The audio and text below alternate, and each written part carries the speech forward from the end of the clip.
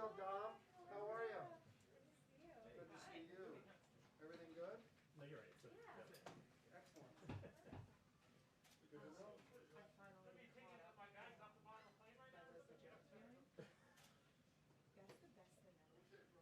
Way better way. You're responsible. I watched it multiple times. I have to tell you about my wife's reaction afterwards. It was good. It was good. Hey, you know standing? Yeah. Robbie, you got over. You're tall too. You got over. Sorry, you can't be in the room at all. You gotta go back on. Seriously, if you don't have an assigned seat,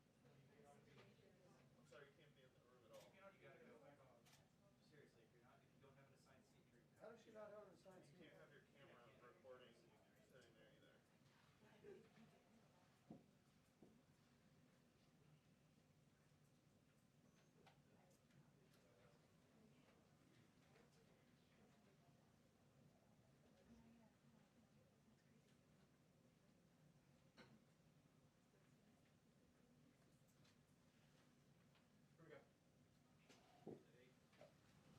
Hi, everyone.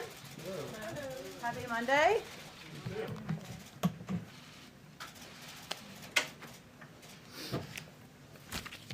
Just have a couple of things for all of you at the top. First, over the weekend, the President's Homeland Security Advisor, Dr. Liz Sherwood Randall, convened a coordination call with the acting Fema administrator and the director of the National Weather Service on the storm system moving toward the Mid-Atlantic region. It's not just moving toward, I think it's clear it's here. If you look outside of our window and up the eastern seaboard, Liz and her team joined the FEMA daily operations briefing yesterday and remain in regular contact with the FEMA response team about changes in the storm forecast and any need for federal assistance. The White House wanted to assess the potential impact and determine any early action that the federal government could take to support communities across many states likely to be affected. Liz also proactively called governors of states in the storm's path overnight and into today, and she will remain in close touch. Those include Governor Cuomo, Governor Murphy, Governor Wolf, Governor Carney, as well as New York City Mayor de Blasio. She expressed the president's intent to ensure close coordination going forward among federal, state, and local officials in preparing for and responding to weather emergencies. Also, as many of you have noted, the president spoke with Senator Collins yesterday, as you all know, invited her and other Senate Republicans to the White House later this afternoon. This meeting is part of the president and his administration's, our administration's, close and ongoing engagement with members of both parties and on Capitol Hill and on the American Rescue Package. Throughout those conversations, we've underscored the economic and health challenges that our country faces, issues he will, of course, be reiterating today, and the need to move swiftly to address them with a package that is big enough to get schools safely reopened, give financially struggling families and communities a bridge, and deliver on his promise to speed up vaccine delivery and defeat the virus. It's important to remember that the size of the package was designed with the size of the crisis, dual crises, as we've said. And I wanted to just call out a couple of economists and some economic data that we've seen over the last several days. A new report by the Brookings Institution estimates that with the American Rescue Plan, we could boost GDP by 4% and return our economy to pre-COVID levels by the end of 2021. A separate analysis by Moody's Analytics found that the president's plan would create 7.5 million jobs this year and double our economic growth and return our economy back to full employment 1 year faster. The IMF's chief economist said their preliminary analysis found that the plan could boost U.S. economic growth by 5% over 3 years. A couple of other just updates for you. Just today, the U.S. Conference of Mayors sent a letter to congressional leadership urging them to take immediate action on the American Rescue plan. This letter was signed by over 400 mayors. I know there's a lot going on, so just wanted to highlight it for all of you. And West Virginia Governor Jim Justice, also a Republican, said in interviews today that he agrees that going big in this moment is critical. And last thing I just want to do before we get to your questions, I often note I'm going to circle back. I hate to disappoint conservative Twitter, but I am going to circle back on a number of things, as we often do directly. But Hurricane Maria funds, which was a question that was asked last week, the president has made clear, the status of them, I should say, that it is a priority for his administration to release this funding. We are working to do so, so that is in process. On the White House fence, which a couple of people asked about, I believe it was on Friday, our goal, the president and the vice president's goal, is for the Secret Service to adjust the perimeter as soon as it makes sense from an overall security standpoint. So we're working closely with them on that, and they, of course, would be in the lead on that front. And the last piece I just wanted to give a quick update on was there was a question about the White House's support for FEMA's request of troops. We, of course, support a whole of government pandemic response that is catering to the unique issues and needs of our states. FEMA's working in strong partnership with states to get a handle on their needs, and accordingly have requested the significant manpower in some cases for this unprecedented pandemic response effort. I expect we'll have more on this as the days continue this week on how they will be utilized. With that, let's go. Darlene, welcome to the briefing room. I know you've been here many times before, but it's our first engagement here. Go ahead. On the president's meeting this evening with the senators, can you give us a sense of how he views that meeting? Is it going to be negotiating? Is he going to be prepared to counter anything the Republicans might offer? Or is it just a session where, they asked to meet with the president and he's simply giving them an opportunity to voice their concerns? Well, the president has been clear since long before he came into office that he's open to engaging with both Democrats and Republicans in Congress about their ideas. And this is an example of doing exactly that. So as we said in our statement last night, it's an exchange of ideas, an opportunity to do that. This group obviously sent a letter with some outlines, some top lines of their concerns and their priorities, and he's happy to have a conversation with them. What this meeting is not is a forum for the president to make or accept an offer. So I think that's important to convey to all of you. And his view, it remains what was stated in the statement last night, but also what he said on Friday, which is that the risk is not that it is too big, this package, the risk is that it is too small. And that remains his view, and it's one he'll certainly express today. Go ahead, Darlene. So what would you say is more important to the president at this point on this first legislative test? Is it going big or going bipartisan? It seems like you can't have both. Well, I think the president believes we can, and there is historic evidence that it is possible to take a number of paths, including through reconciliation, if that's the path that is pursued, and for the vote to be bipartisan. But it's important to him that he hears this group out on their concerns, on their ideas. He's always open to making this package stronger. And he also, as was noted in our statement last night, remains in close touch with Speaker Pelosi, with Leader Schumer, and he will continue that engagement throughout the day and in the days ahead. Go ahead. You mentioned that President Biden's proposed COVID relief package is designed to be commensurate with the crises. This group of 10 Senate Republicans, what they're offering, as you know, is more than a third less. The top line number, the $600 billion, is more than a third less of that $1.9 trillion that President Biden says he wants. Given that, do you see that as a serious attempt at compromise on their part?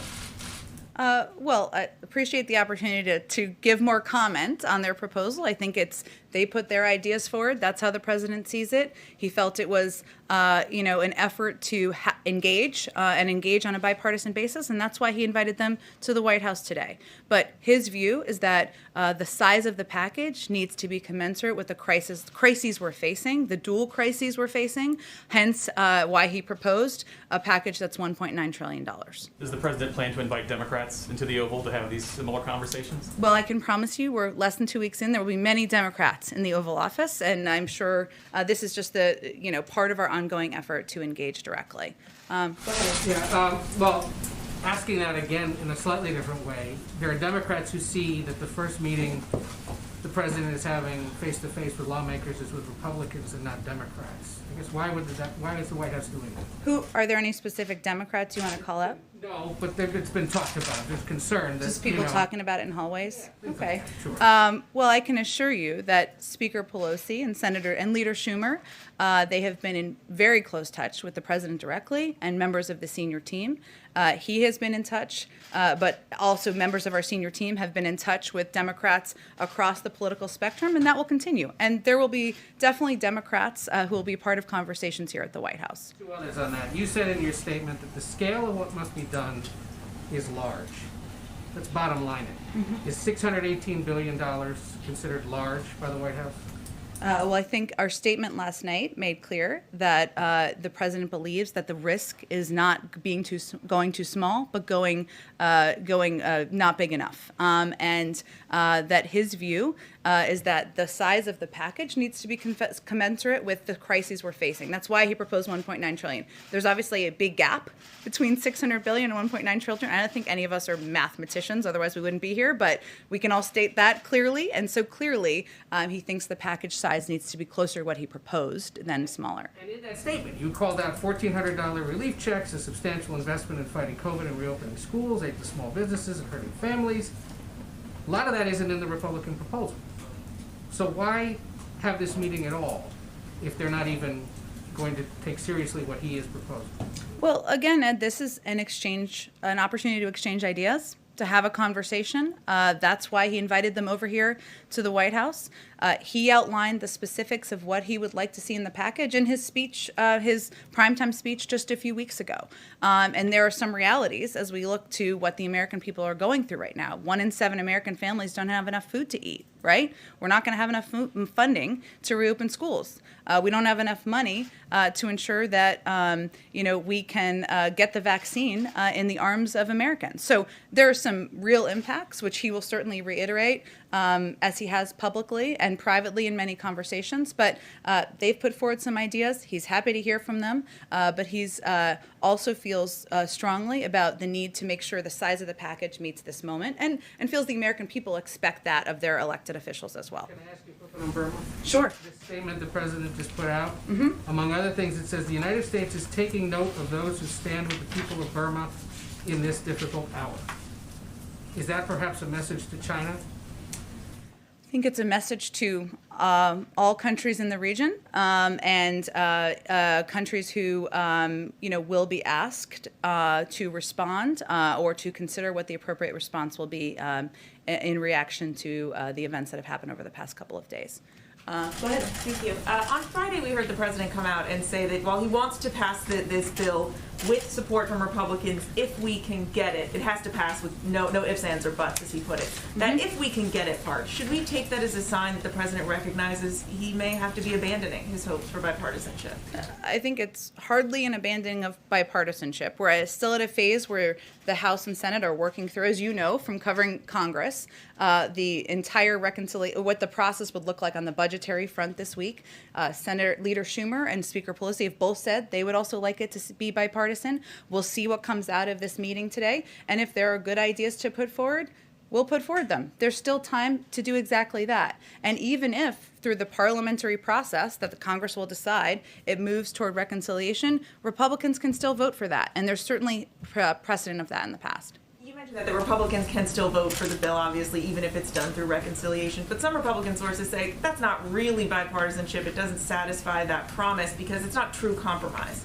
Well, I think that the 1 in 7 American families who can't put food on the table and the teachers who are waiting to ensure their schools have the ventilation, the PPE, the testing they need, they will tell you that they expect their members to meet this moment. And we saw this as a good faith proposal they've put forward, good faith effort to have a discussion. The president's inviting them here in good faith, and we will see where it goes from here. And what's the president's message to senators like Portman and Capito, who will be here today, who have seemed to warn that if you can't get unity on this issue, it's going to be much harder to achieve down the road on other issues? The president is confident that issues like reopening schools, getting shots in the arms of Americans, ensuring people have enough food to eat are not just Democratic issues.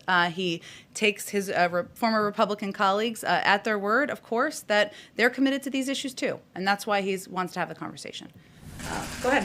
Thanks, Jen. I want to ask you about GameStop. Some lawmakers have proposed legislative reforms like restrictions on short selling and financial transactions tax, that the latter of which President Biden supported during the 2020 campaign. So I want to ask you now if the White House would support actions like those to address the situation.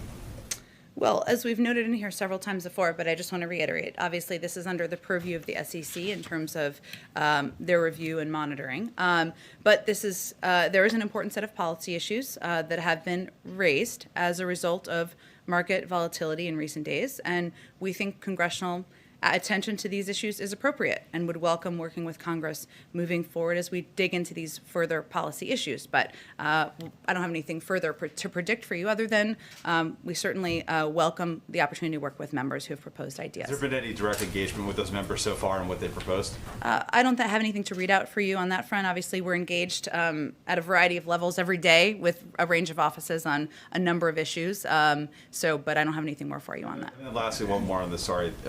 So there's no confirmed members right now on the Financial Stability Oversight Council, and is it the White House view that that lack of officials in place is affecting your administration's approach to this situation?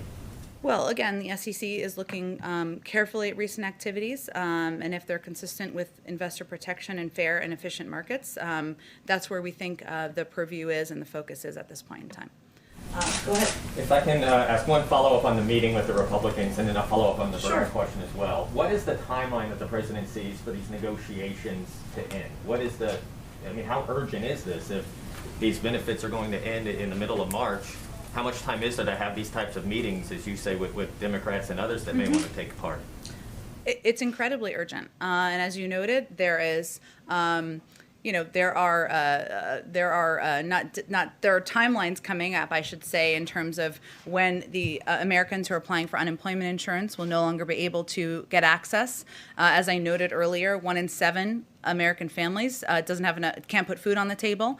We need to plan for how we're going to get more vaccines in the arms of Americans. We need to have funding to help public schools have the preparations needed to reopen. So there is urgency. This is what the president is spending his time on, as evidenced by the meeting later today, and what the majority of our senior team is focused on at this moment. But there is still time to make changes, to continue to have a discussion, and that's why we're kind of escalating the number of meetings and engagements we're having through the course of this week. On Burma, if I can, on the president's statement that he put out, he says the reversal of progress will necessitate an immediate review of our sanctions laws and authorities, followed by appropriate action. Is the appropriate action related solely to sanctions, or what other type of response may be on the table? Well, I think that's why that was called out in the president's comments. As you know, we removed sanctions, the United States, I should say, removed sanctions on Burma over the past decade based on progress toward democracy. The reversal of that progress will necessitate an immediate review of our sanctions laws and authorities, followed by appropriate action. So that's why he called it out. I don't have any additional steps beyond that to predict for you at this point in time. Go ahead. Some Democrats are hoping to repeal the $10,000 cap on state and local tax deductions in the COVID bill. Does the president support those insertions? And more broadly, does he support a general repeal of that deduction? The president supports Democrats and Republicans putting good ideas forward and having a discussion about them and determining how we move forward with urgency to get this plan passed. But I'm not going to negotiate from here. Senator Manchin was a little upset with some comments the vice president made on a local television show. Has the White House reached out to him in any way to kind of clear the air? We've been in touch with Senator Manchin, as we have been for many weeks, and will continue to be moving forward. And not only is he a key partner to the president and to the White House on this package, but on his agenda, and we will remain in close touch with him. Last question on Burma. In regards to Myanmar, what, if any, efforts are being made to coordinate a response with allies such as Japan, EU, and Britain? And has there been any contacts with China to discuss the situation? We have had intensive consultations at multiple levels with allies and partners in the region and around the world. I would expect many of those would come through the State Department, so I'd certainly refer to them for more specifics. Hans. Yeah, if I could just follow Burma. In your statement last night, when you said you might take action, you referred to it as Burma and Myanmar. And in the president's statement just now, he only uses Burma. Is that indicative of a formal shift of the United States government on how we are to refer to that Southeast Asian country? Well, our official policy is that we say Burma, but use Myanmar as a courtesy in certain communications. So, for example, the embassy website refers to Myanmar because they are, by definition, dealing with officials and the public. The State Department website uses Burma, Myanmar in some places and Burma in others. So there's no official change. You last night used both, and the president goes 4 times with Burma. Was he meaning to be discourteous? I don't think that's the conclusion you should draw. Certainly, he is watching this closely, as is evidenced by his statement. Go ahead. When you said there's still time for negotiation, can you be a little bit more specific? Is the president going to give this 1 week, 2 weeks to try to come up with a bipartisan solution? And then secondly, the CBO said this morning that the economy should return to pre-pandemic levels by about mid-year, even if there's not additional legislation. So how does that assessment affect what your effective negotiations? So on the first, I'm not going to give a deadline here other than to say that it is urgent we move forward for all the reasons we've already been discussing, including the need to ensure families can put food on the table, the need to ensure we have time to plan for getting schools the necessary funding to reopen, the need to ensure we can get vaccines in the arms of Americans. Clearly, there's urgency. As you know, and as many of you know who cover Congress, there's a process that's ongoing this week. There's still some time here as that process works its way through for changes to be made. So that was what I was referring to. On the second question, can you repeat the second question one more time? The CBO, their projection this morning that the economy is going to return to pre-pandemic size by the middle of the year, and that's without any additional stimulus? Well, the president's plan, as we've been discussing in here, was designed to achieve certain basic goals. Getting shots in the arms of Americans, helping the 1 in 7 families who are going hungry, and the nearly 7 million Americans who are facing possible eviction during a pandemic. The CBO projections for next year's growth isn't a measure of all of these things, right? It's not a measure of how each American family is doing and whether the American people are getting the assistance they need or whether we're able to get vaccines and the shots of people. So, we've, of course, it answers a different question, I should say. So our focus is on what the American people need to get through this crisis, which is why we are pushing for this piece of legislation. Go ahead. Thanks, Jen. On school reopening, the Democratic mayor of Chicago has said that it's safe to reopen schools. They've invested $100 million into safety measures, but the teachers there remain on the verge of striking. Does the White House agree with the mayor that if enough funding has been put into place and safety measures have been taken, that kids should return to schools? Well, let me first say the president has enormous respect for Mayor Lightfoot, and he has also been a strong ally to teachers his entire career. Of course, as you know, Dr. Biden, his wife, is a teacher, so even in his home. He trusts the mayor and the unions to work this out. They're both prioritizing the right things, which is ensuring the health and safety of the kids and teachers and working to make sure that children in Chicago are getting the education they deserve. So he is hopeful, we are hopeful, they can reach common ground as soon as possible. Have a role to play here, though, with Chicago and other cities in terms of mediating these negotiations and getting kids back to school? We certainly remain in touch with a range of parties, but again, we hope that they can come to common ground soon. And just lastly, on the overall COVID relief package, in terms of understanding what the White House means by bipartisan, would you consider a bill bipartisan if it doesn't have any Republican support in Congress, but it has support among Republican voters?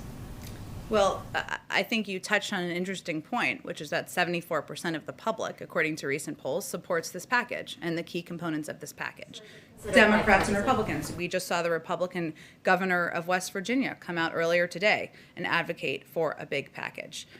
So, when the president talks about unifying the country and bringing the country together, he's not suggesting that he is going to make one party out of the Democratic and Republican parties in Congress. But He is meeting with Republicans today, 10 Republicans who have sent this letter, because he feels they made a good faith effort to put the top lines of a proposal forward, and he wants to have that engagement and encourages that sharing of ideas. So I don't think it's an either or, but I think it's a both, and we certainly feel that the components that are in this package are the basis of what should garner bipartisan support. Based on the polling you cited, if there's not enough Republican support in Congress, would that be considered bipartisan based on the measures he's setting for himself? I will let you be the judge of that. Go ahead. Thank you very much, Jen. I have a question for one reporter who couldn't be here because of social distancing. This is a question from Cleve Wootson from the Washington Post. What kind of preparations went into Vice President Harris's interviews in with West Virginia stations last week? I'm not sure what your question is. What preparations went into Vice President Harris's interviews with local stations? Like, how did your team prepare her, or can you be more? Was it part of a larger White House strategy to put pressure on politicians in West Virginia? Our focus, the bottom line is our focus is communicating with the American people about how the American Rescue Plan can help put food on the table, can help ensure we can get vaccines in the arms of Americans, and help send kids back to school. That's our overarching objective with all of the communications we do. After Senator Manchin's criticism of that interview, did President Biden personally speak with Senator Manchin?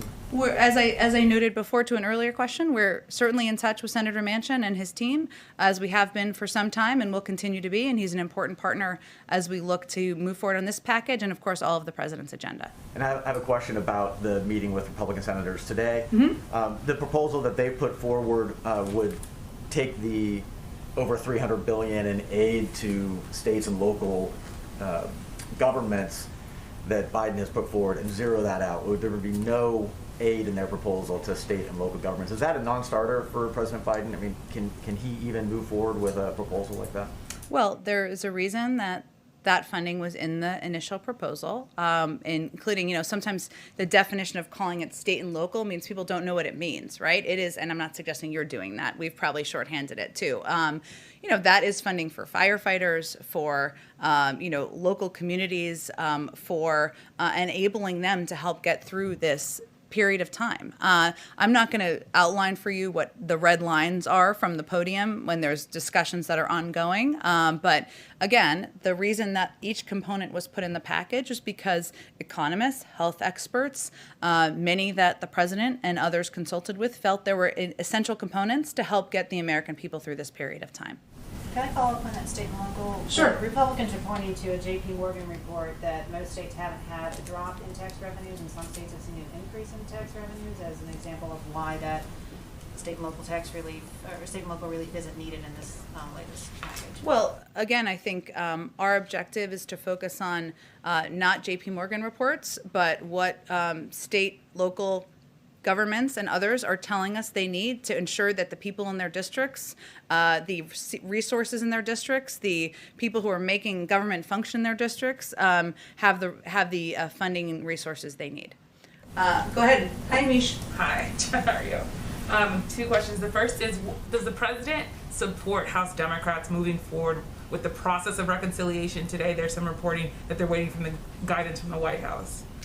The president, as was noted in the statement last night, is grateful for the urgency and the pace at which they're moving. And as you know, this process can take a little bit of time. But he certainly supports them moving forward to move a package ahead. But again, the process through the mechanics through which they move is up to them. He's leaving it up to them, and he believes that there is still room for bipartisan support for this package, which is why he's having this meeting today, and why he'll remain very engaged himself, and why he's asked his senior team to remain very engaged in the days ahead.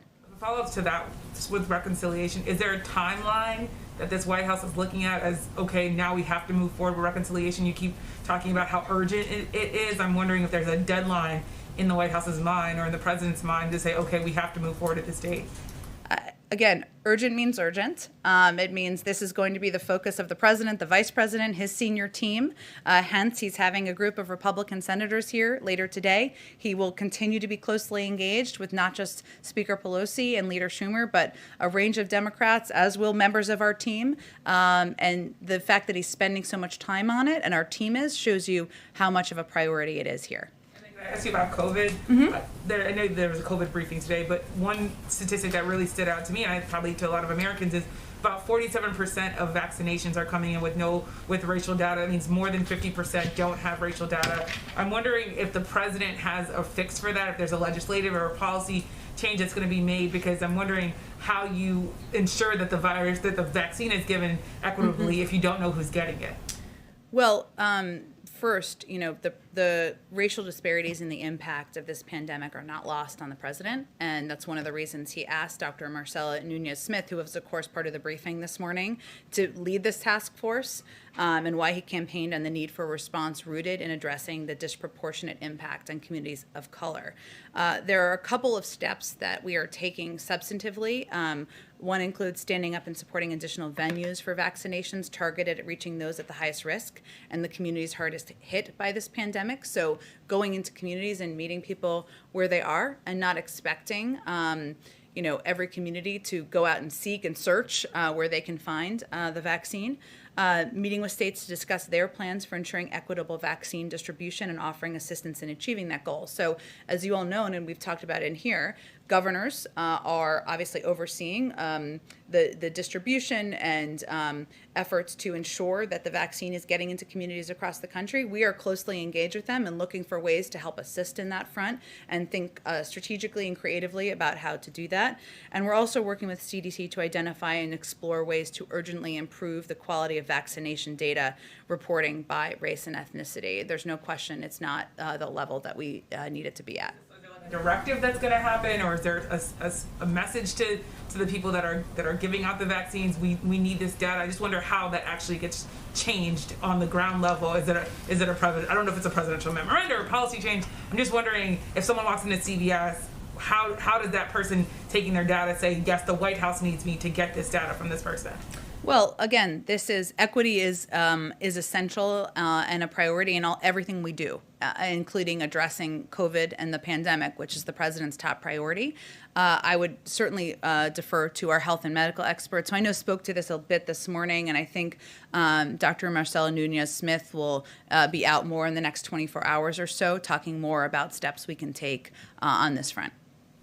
Go ahead. I have a follow-up to Anisha's great question about reconciliation, and it's that the Senate Republican leader Mitch McConnell back in 2017 famously said, winners make policy, losers go home. Given that, why shouldn't President Biden be as tactically ruthless as Republicans have been in pushing priorities that he champions? Well, I think the president has been clear that he is encouraged by the pace and the rapid pace, I should say, that Speaker Pelosi and Senator Schumer are moving this package forward at.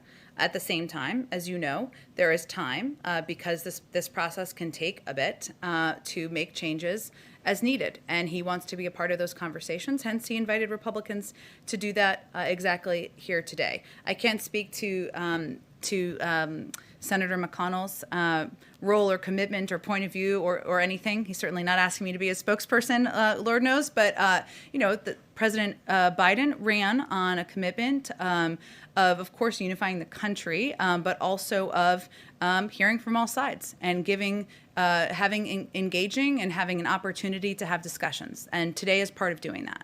And quickly, can I circle back to use that phrase to a question I asked during the transition?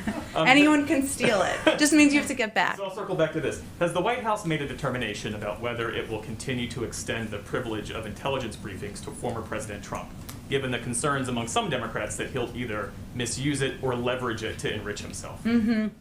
This is a good question. I've raised it with our intelligence teams, or our national security team, I should say. It's something, obviously, that's under review, but there was not a conclusion last I asked them about it, but I'm happy to follow up on it and see if there's more to share. Go ahead in the back. Right, thank you, Jen. Last Friday, a few dozen men from the white supremacist group Patriot Front were filmed marching on the National Mall toward the Capitol. What is the administration's latest threat assessment on white supremacist groups like this coming to Washington? Is the threat seen as increasing? Well, I think the fact that there was a tasking done through our national security team on domestic violent extremism that is going to review all activity that could pose a threat, including the activities of white supremacists, tells you what a priority is and tells you that we believe that there is more that needs to be done and a greater assessment. So that review is ongoing. As soon as it's concluded, I'm sure we'll have more to share with all of you about our view at this point in time. Go ahead. Thanks, Jen. On just a bit of a housekeeping matter, since the Senate delayed its confirmation vote on Alejandro Mayorkas, does that mean that the immigration rollout that you guys have linked to that confirmation is going to be pushed back as well? Well, we are certainly hopeful he will be confirmed tomorrow, and we have every intention of moving forward tomorrow with the immigration executive actions that we have discussed in here a bit. Go ahead in the back. Thank you. Last week, a statue of Mahatma Gandhi was desecrated, vandalized in the city of Davis in California. There is outrage among the Indian Americans, others followers of Gandhi in this country. Does the president knows about it? Does he has any thought? And this for the third time this has happened in this country in last 1 year. Last 2 times it happened in the city itself in Washington, D.C. Well, we certainly would have concern about the desecration of monuments of Gandhi, and that's certainly what we would express. Were you sorry, what was the last part of the question you were asking? Does the president knows about it, and what are his thoughts on it? If there's more to share on the president's point of view on it, I'm happy to get back to you on that, but certainly we would, condemn that desecration and watch it closely. Follow up on Burma, logistic question. Do you recognize the new army leadership in Burma, or you don't recognize that the legitimate government in Burma? Well, I think our statement makes clear what our view is on the events of the last few days and where we stand with the declared new government. As you know, President Trump has been barred from a lot of social media sites. Just curious whether you think his absence has made your job any easier or the White House's job any easier as it kind of goes forward on these COVID negotiations. In what way? Well, he created a lot of noise, right? He would have certain gravitational pull with Republicans who may be more inclined to take a harder position. Wonder if that's been anything that you guys have thought about or kind of considered. This may be hard to believe. We don't spend a lot of time talking about or thinking about President Trump here. Former President Trump, to be very clear. I think that's a question that's probably more appropriate for Republican members who are looking for ways to support a bipartisan package and whether that gives them space. But I can't say we miss him on Twitter. Does President Biden support the continuing ban of President Trump on their sites? I think that's a decision made by Twitter. We've certainly spoken to, and he's spoken to, the need for social media platforms to continue to take steps to reduce hate speech, but we don't have more for you on it than that. A particular way that the president is trying to keep touch with basic everyday Americans, such as getting a sampling of letters that are sent to him, as some past presidents have done, especially as it relates to the pandemic. That's such a good question. He is looking to remain engaged. It's hard when we haven't done any travel yet, and we're certainly hoping to do that at some point in time to engage with Americans more directly. I don't have anything specific. He does receive, of course, letters. It takes some time for them to come in. As you know, they kind of go through a process once they arrive at the White House. That's something he's eager to have access to. Obviously, there's also many ways to provide feedback or input to the White House, which he's eager to receive too. But let me see if I can get more detail for you on that. Go ahead, Darlene. Another housekeeping question. Do you know if all 10 senators are coming to the meeting this evening?